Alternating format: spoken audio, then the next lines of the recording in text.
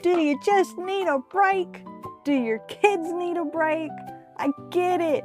Sometimes the kids are just literally bouncing off the walls.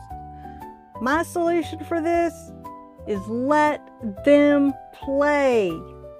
Right now, my grandsons are equipping their brains for good learning, and they're learning while playing. As homeschoolers, we have the flexibility to adjust our schedule for the needs of our children.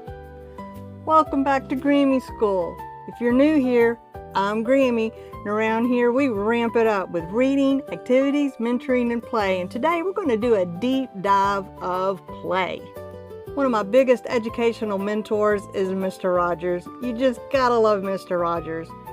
And he said that play is often talked about as if it were a relief from serious learning. But for children, play is serious learning. Play is really the work of childhood. Listening to Mr. Rogers reminds me how I want to approach education with my grandsons. Some more mentors of mine are Dorothy and Raymond Moore. They are the gurus of the modern homeschool movement. I actually had the privilege of hosting them in my home back in 1996 for an event. In their book, Better Late Than Early, they state that children who are given time to develop naturally through play and home life don't just catch up academically, they fly. And if you ever doubt the importance of play, let's look globally. Look at Finland. I knew about this and I'd heard about this and I did a deep dive.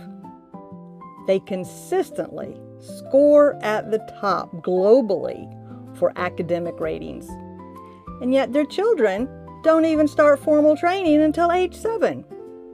And in the early years, even when they do, they're given 15 minutes of playtime for every 45 minutes of structured learning.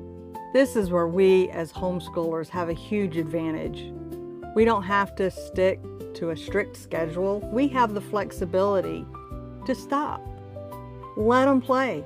Let them get the wiggles out. It's okay.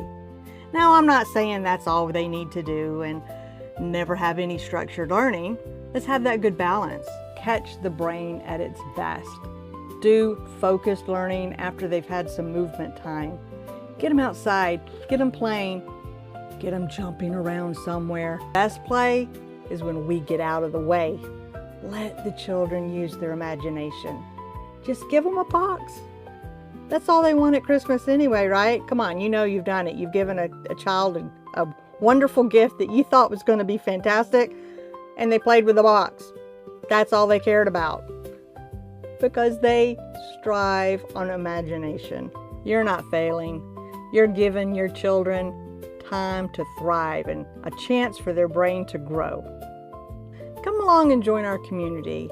If you like what you see here or think you could help someone else, don't forget to hit that like, subscribe, and leave a comment down below. Let's build us a beautiful community here and encourage each other as we homeschool. And remember, God has not forgotten you. He loves you. He is there to help, and so am I. I'll see you on the next video.